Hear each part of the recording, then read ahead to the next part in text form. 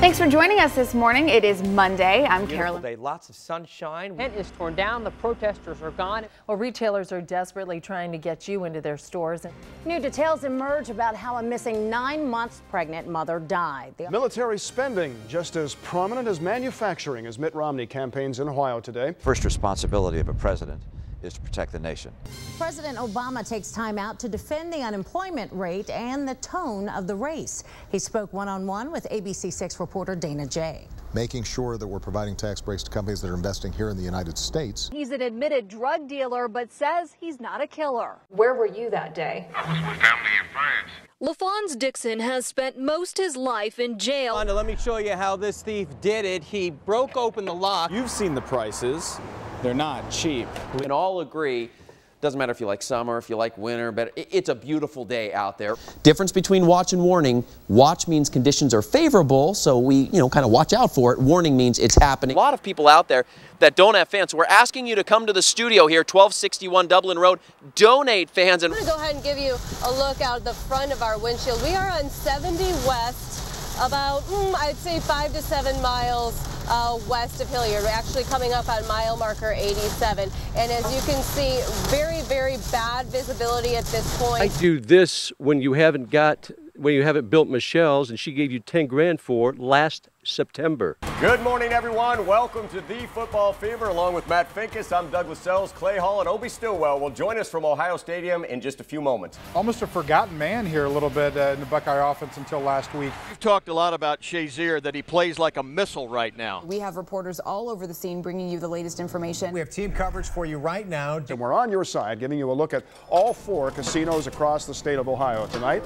We have live team coverage, 4 reporters, 4 cities. Begin tonight with team coverage. Lisa Rontala and Terry Sullivan are getting the newest information from the many crime scenes today. The Food Assistance Program is federally funded with your tax dollars. Bill's right in the thick of it. Yeah, we're right here, right at the tree. In fact, we're touching the tree. Here it is. All the time we have tonight at 6. We'll see you for an update tonight at 11. Enjoy your evening. See you.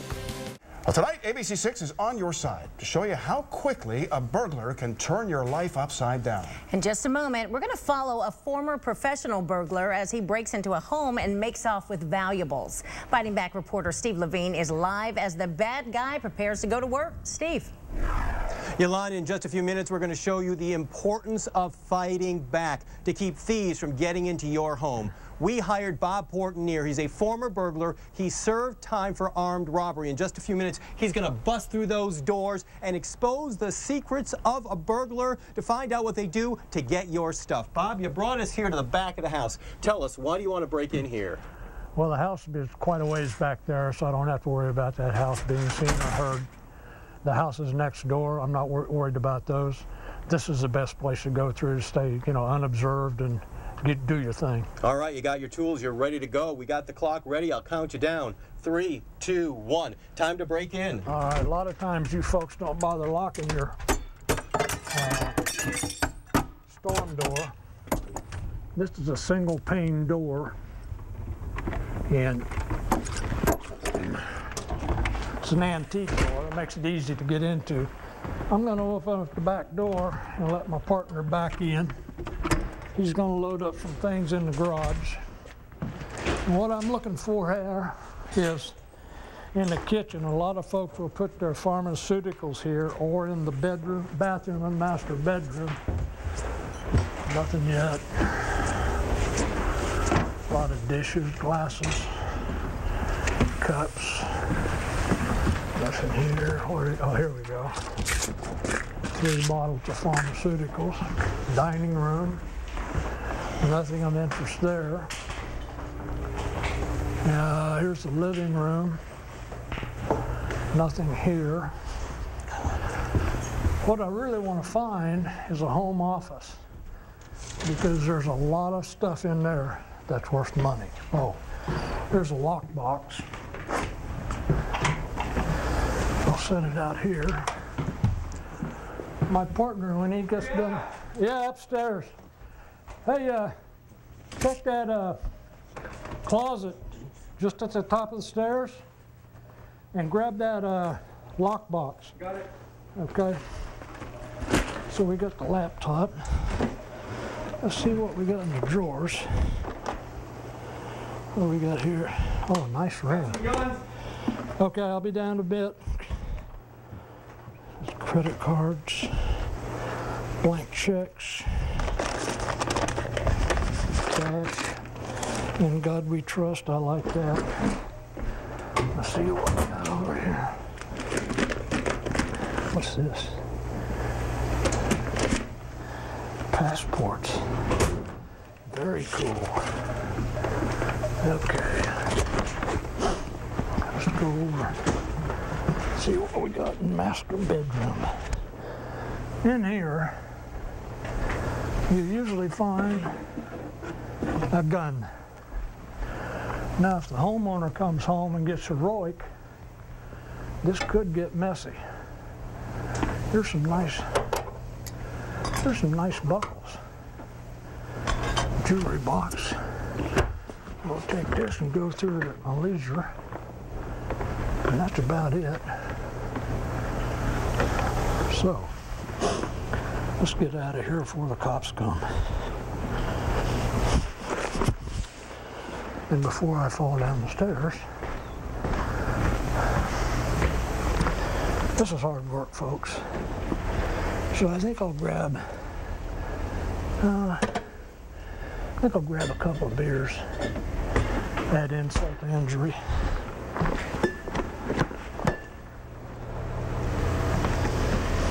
And that's just how fast it is.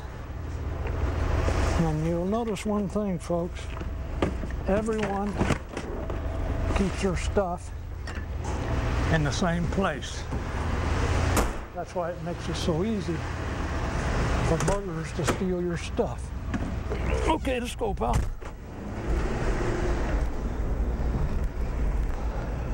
In 3 minutes and 42 seconds, these thieves got in the house, stole the stuff, and were out the door. Coming up, we'll take a look at the loot, and we'll find out the biggest loss this family suffered. ABC 6 News on your side. But first, this first warning winter weather alert. We are in the midst of a winter weather blast. We're talking snow, rain, and of course freezing temperatures out there. Yeah, no question about it. ABC 6 on your side tonight. We have team coverage for you right now. Dana J joins us live from Grove City. Mike Kallmeyer out in Lancaster. Jen French is out on the roads in our mobile track vehicle, but the man with all the answers, of course, Chief Meteorologist Bill Kelly. Let's get straight to him with an update on tonight's forecast. Tell you what, guys, what a day it has been. We started out with the snow, then it switched over to freezing rain, some sleet, off and on snow. Some of you had snow all day long.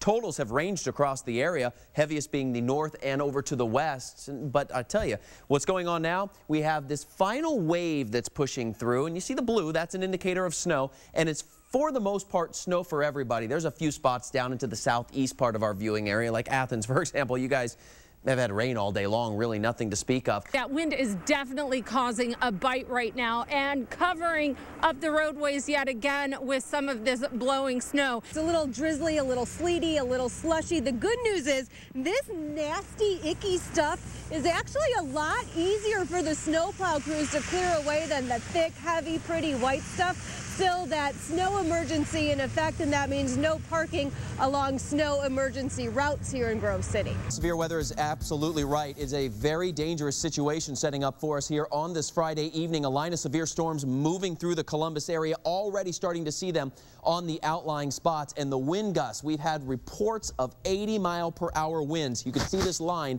just over the last hour moving through. So let's get specific for you. Let's talk about where this storm is, where it's heading. Our Dana J is on the road as well. She's in the mobile track heading west on I-70 right now. Dana, do we have you?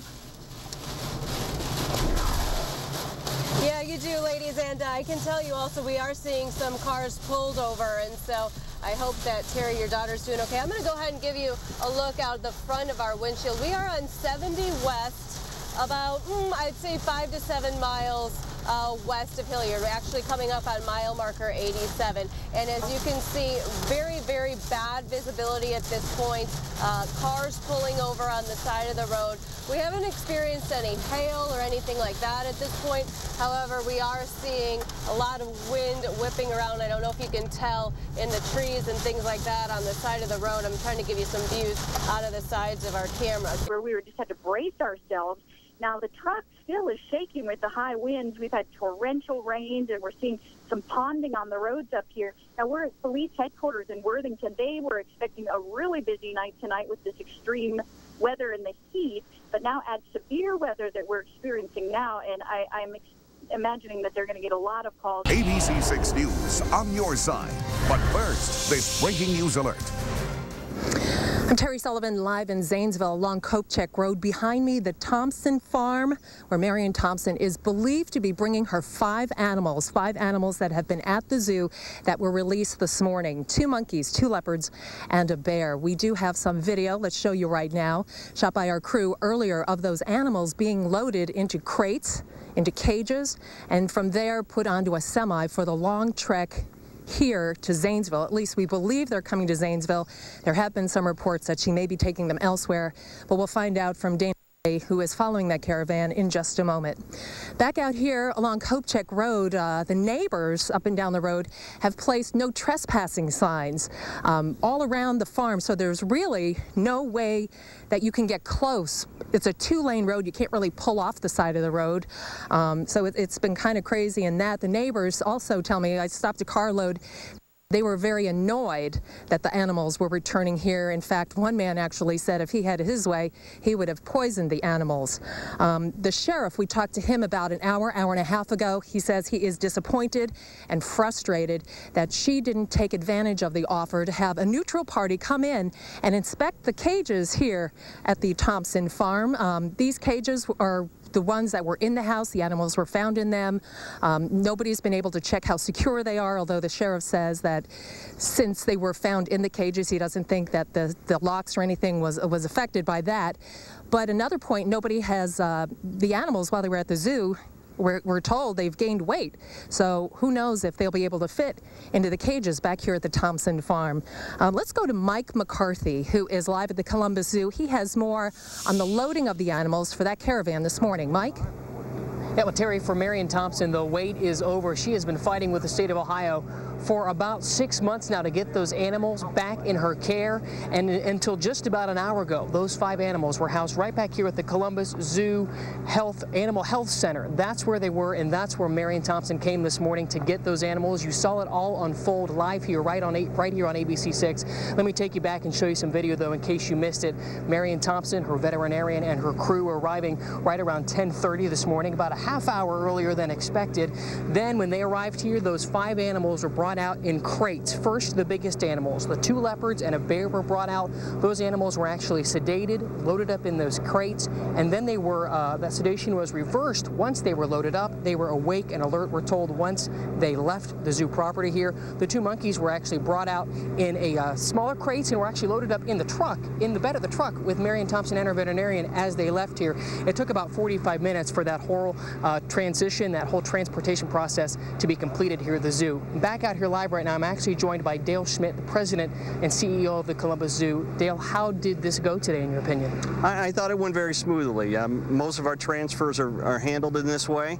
They don't normally be put on horse trailers, of course, but it went as we expected, and they left the property without any incident. So very smooth today. Everything went well. Did she say anything at all to you guys? Did she mention where she was going? Did she mention how the animals would be cared for? What did she say? We didn't really have a whole lot of interaction with her. Our veterinarian did talk to her to tell her the diet that we had the animals on. We assume they're going back out to the Zanesville farm that they were before, and that's according to her lawyer, Bob McClellan. And you mentioned the feeding regimen. I mean, when you talk about caring for these animals, 2 leopards, a bear, and 2 primates, these are not, your animals from the pet store. These require a lot of work and a lot of maintenance. Can you talk about just the demands of caring for these animals and the type of care they've gotten here at the zoo? Well, the care they got at the zoo is, we have a whole keeper staff staff that have spent you know, decades in their training. We have a nutrition team that analyzes each animal and each species and its diet to make sure it gets all the right food. And then we have the veterinary team, which is, you know, 3 veterinarians and technicians and hospital managers that really oversee their care. That's quite a bit for 6 animals, but that's what it takes to properly care for these exotic animals. I'm running tight on time, but I do want to ask you, do you have any concerns now that these animals are no longer here and they've gone away with Marion? What are you thinking right now? We have huge concerns. You know, we hope the animals can have the right care for their species and the right enclosures, and at the same time, we worry about the public. She didn't have perimeter fences. The fences were all cut. We haven't heard that any of those repairs have taken place or any additions, and that would be concerning if I lived out in that area and those animals were next door to me. Dale Schmidt, thank you for your time today. I appreciate it. Thank you very much. We do want to point out that Thompson's attorney has told the state of Ohio that she does have caging for these animals. Exactly, again, where she's going, it's not known. Believed to be headed over to Zanesville. We're going to continue to monitor this still very much developing story for this afternoon, but for now, Terry, I'm live at the zoo. We're going to send it back to you. All right, Meg, thank you so much. Again, a bird's eye view of the Thompson farm where Marion Thompson is believed to be bringing her animals, 5 animals, 2 monkeys, 2 leopards, and a bear.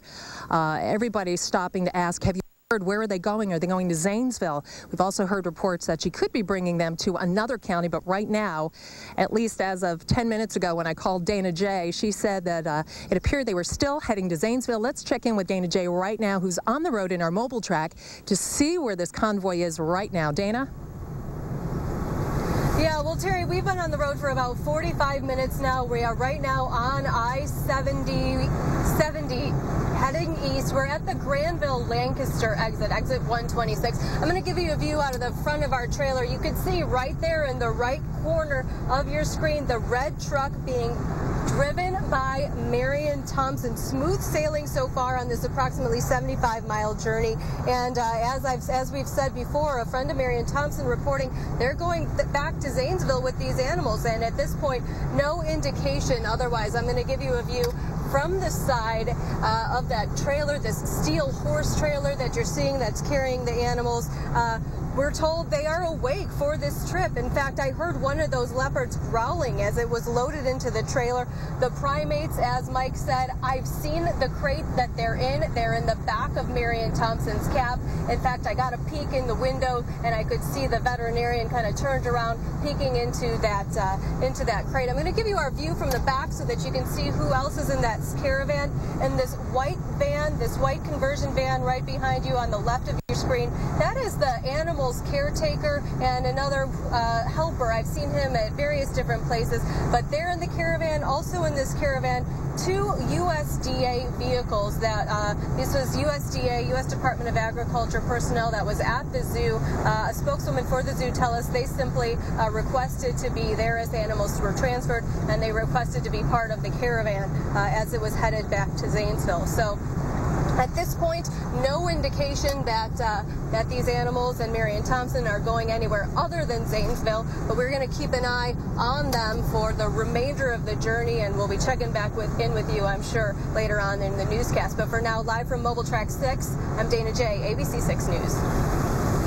All right, thanks, Dana. We did check in with Muskingum County Sheriff Matt Lutz, who said he had no plans to come out here. He was not asked to do any kind of escort, and he was not going to be in the area. And he kind of joked with our producer, Liz Lane, that the only way that he might see us is if he stopped to give us a parking ticket alongside the road. So we made sure not to park alongside the road there.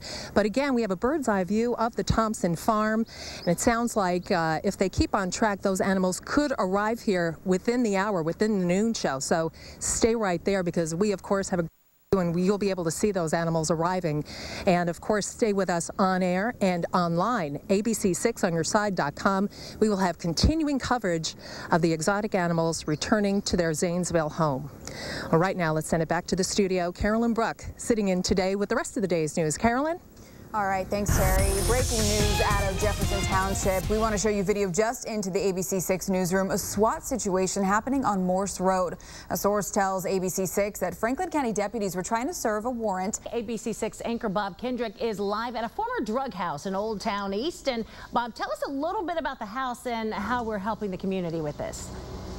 The house is a great story. As you said, a former drug house. It's a really good example of neighbors fighting back on this little block here between Ohio and Champion on McAllister in Old Town East. The neighbors got together and they kicked the druggies out. The house was abandoned for a while and it's since been rehabilitated. And no less than our own Steve Levine is going to be living in it for a month, aren't you, Steve? Thank you, Bob. Thank you for rolling out the welcome wagon. I appreciate it. I'd love to help you with this, Steve, but that's just not. I'm but you got work to a little tied up right now. Thanks. Yeah. So Steve's going to be living in the house for a month and really getting to know the neighbors and the neighborhood, finding out what's working in terms of rehabilitating, the problems that Old Town East has, and what can be applied, what lessons can be applied in this neighborhood to other problem areas of the city. Now, Steve, for folks who might not be familiar with what you're doing in the house, how long are you going to be there and what's your plan? We're going to be here for 30 days. We're going to become part of the community. As you see, we've got our nice living room all set up here thanks to Court Furniture. We are going to be here talking with neighbors, finding out what they're doing to fight back. Let me show you around a little bit. As I said, this is the living room that we're leaving now.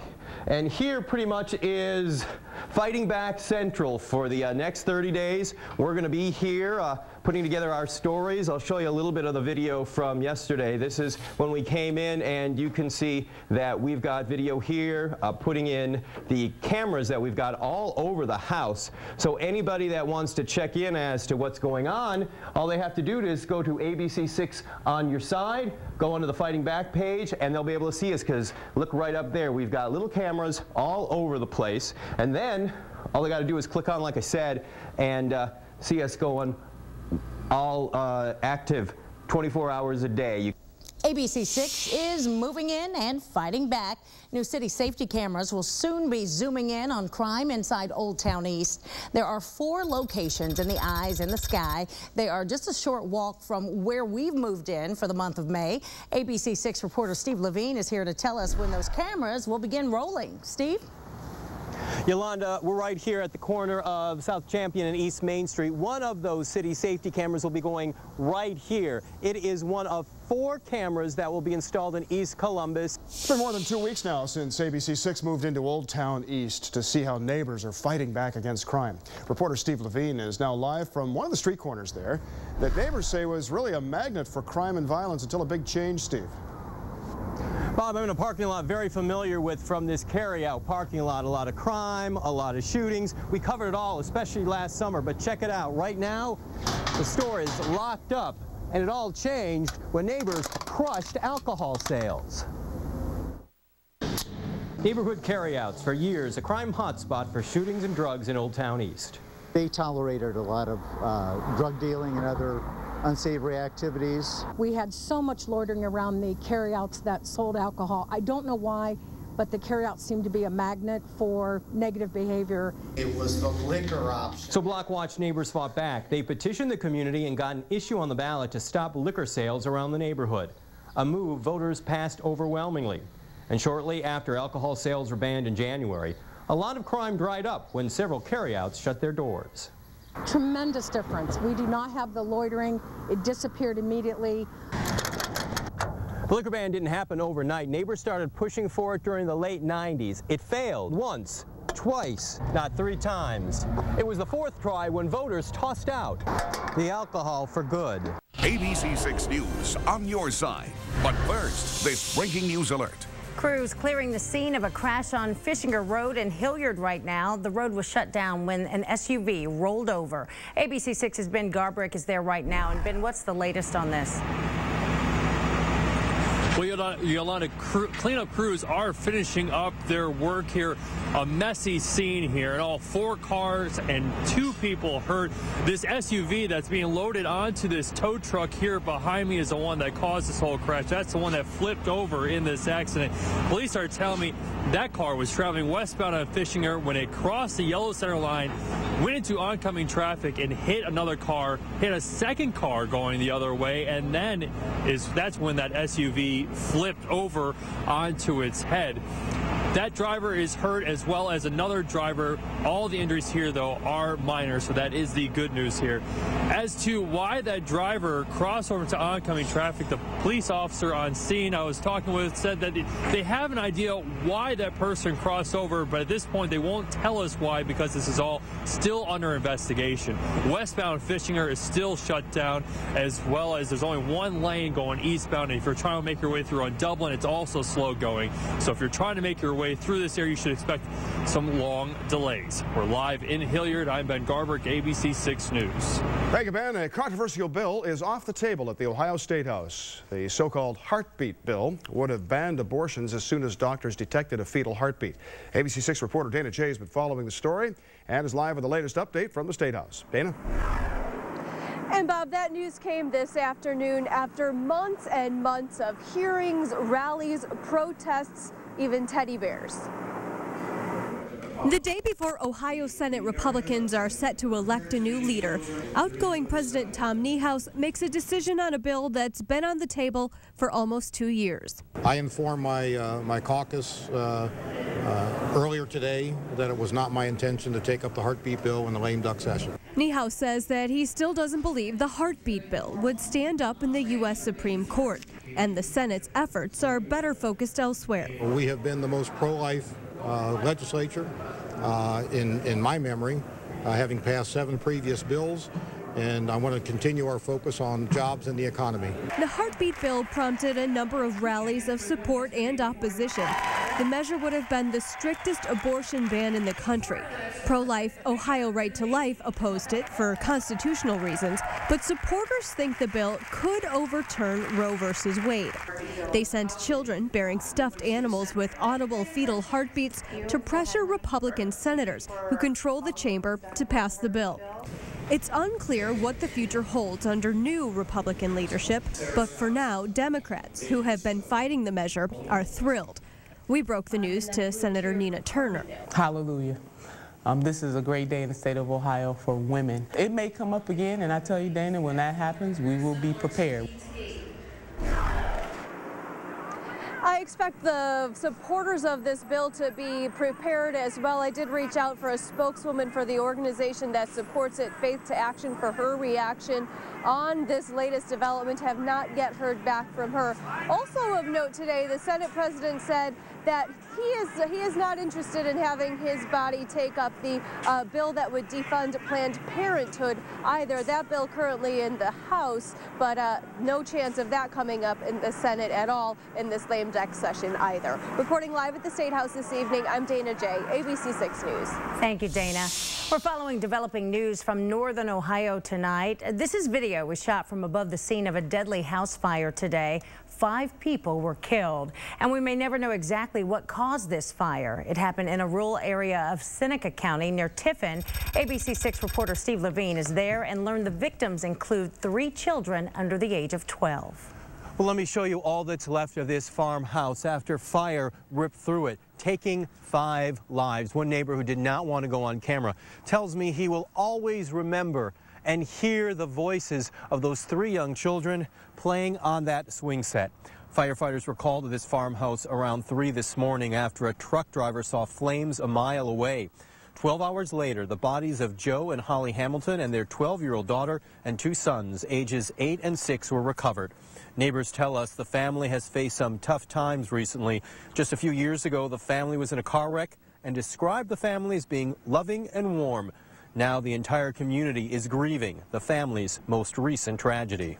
This is a very close community, and these children were known in the school system, and these firefighters, many of them knew this family.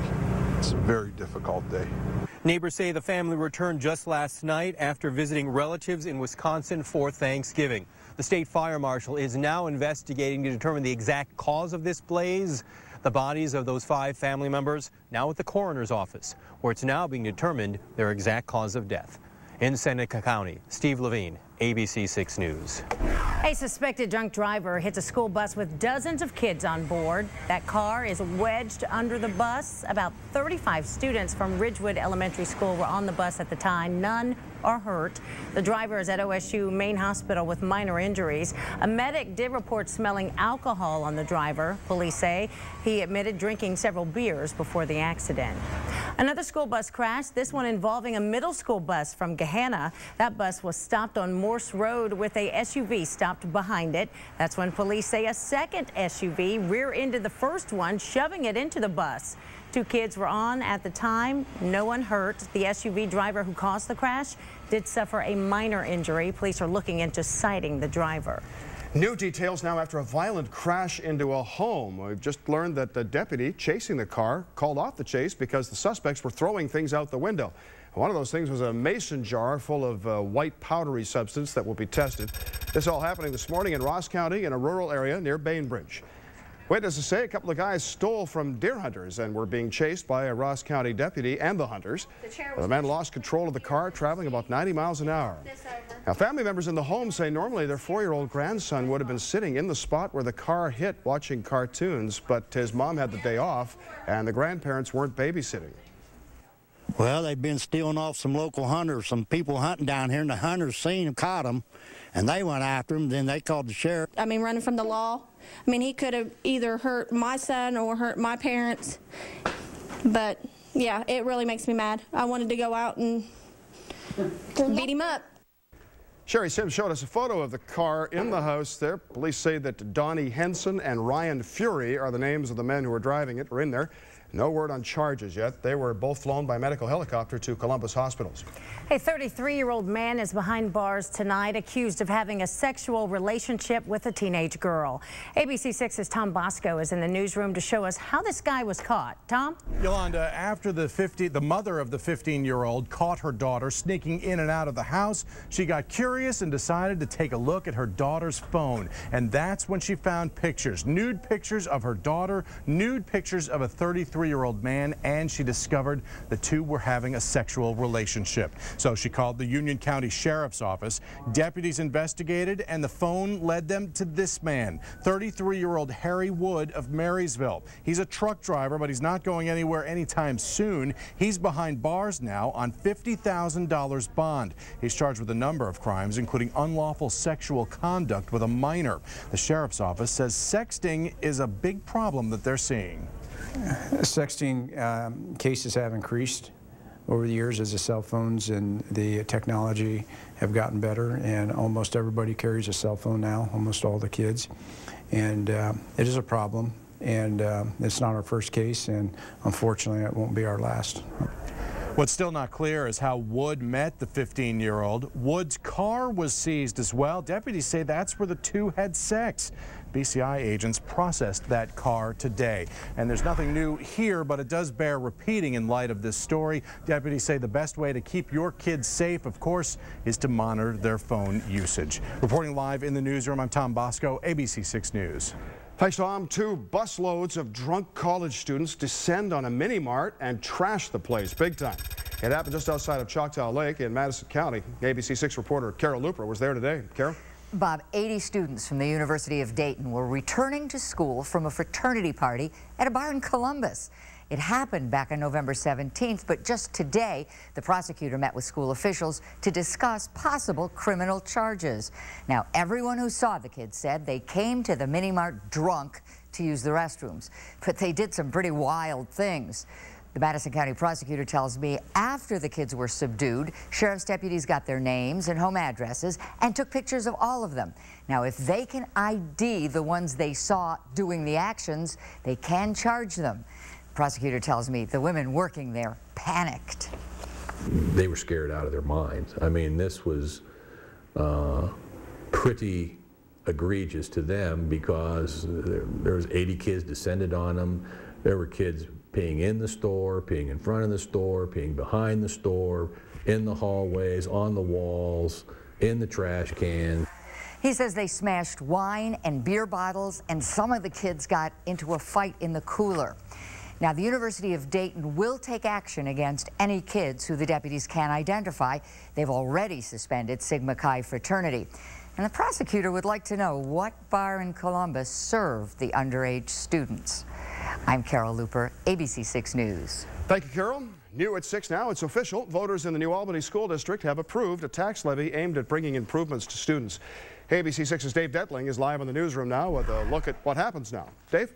Hey, good evening, Bob. Well, the passage of this levy means the New Albany School District can go ahead with plans to build a new school to roughly house 1,200 students. Now, this was a $45 million bond that had taxpayers in the district split right down the middle. Now, take a look at this video. This was the scene on Election Day as volunteers brought in preliminary results from polling places. Original numbers from the Franklin County Board of Elections had issue 50 passing by 87 votes. Now, I just got off the phone with a Board of Elections official who gave us the official numbers. Here they are right on your screen. Official results show issue 50 passed with no recount needed. 4,916 people voted in favor of the levy versus 4,783 who voted it down. Now, since preliminary numbers came in, issue 50 picked up an additional 46 votes. Now, the levy will cost taxpayers in the district roughly $209 a year on assessments of their home values that come in around $100,000. We're live in the newsroom. Dave Detling, ABC 6 News. Thank you, Dave. Another enjoyable day outside today. Chief Meteorologist Bill Kelly joining us now. And Bill, how many days have we had above the average temperature this month? Well, I'll tell you what, it has been phenomenal how many days. It's up at like 70 to 80% of those days. And we'll break that down specific for you coming up. We've had a few days, like Saturday, for example, that was well below normal. But we've had many more days that were in the mid to upper 50s and low 60s. It's been pretty remarkable. What a great fall day. Let me show you what it looks like outside right now. Temperatures into the mid 30s if you are making your way out. Tonight's going to be one of those nights, though, below normal, just like today's high temperature was. That's not the case, though, as we look into our 7-day forecast. Details on that coming up in just a few minutes. Thank you, Bill. A man suspected of robbery that involved police firing at him is now indicted. Coming up next, the suspect's hobby that police say got him to put aside a life of crime, but only temporarily. And some big changes might be coming to the city's metro parks, why the changes aren't necessarily good, and how the Parks Department will try to do more with less. We're hoping to give kids across Central Ohio a Merry Christmas this year, and again this year are teaming up with the U.S. Marine Corps for our annual Toys for Tots drive. We hope you'll drop off any new unwrapped toy this coming Saturday between noon and 4 here at 1261 Dublin Road, or any of the Toys for Tots boxes you'll see at various businesses throughout Central Ohio. But again, we'd love to see you in person right here at 1261 Dublin Road this Saturday afternoon.